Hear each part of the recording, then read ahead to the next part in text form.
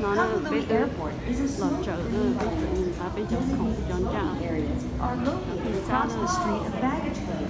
nó nhỏ hơn đây nó nghĩa là cái việc của nó hấp dẫn đi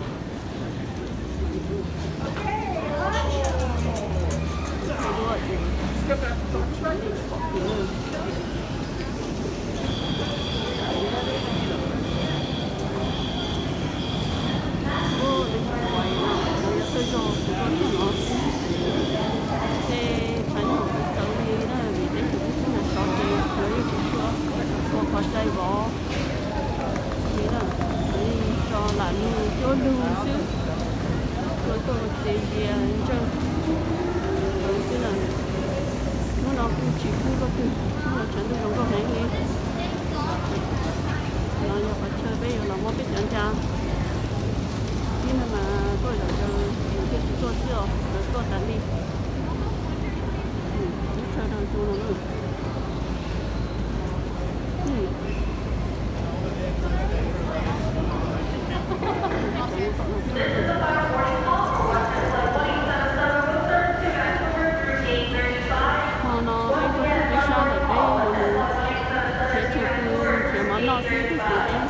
mà đi mua xe muốn gì lúc đấy chờ nó là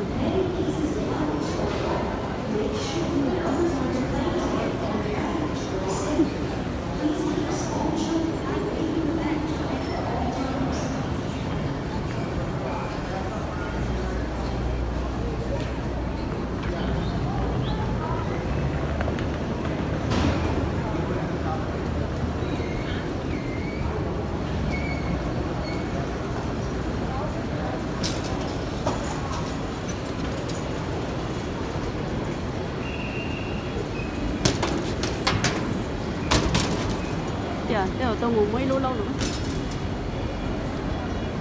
Sao? Sao đi lâu lâu nữa kia?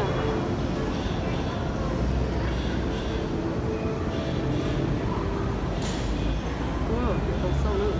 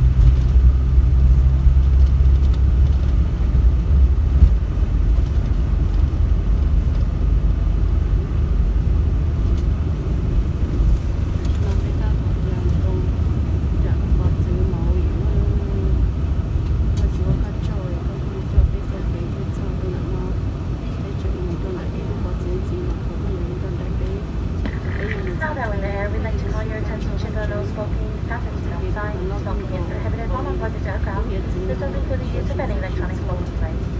Should our captain turn off those fasten seatbelt signs, we highly recommend that you remain seated with your seatbelt securely fastened in the case of unexpected turbulence. In just a few moments, our flight attendants will be coming through the aisle with our complimentary island beverage service, serving chilled water and fruit juice. Sit back, relax, and enjoy your flight.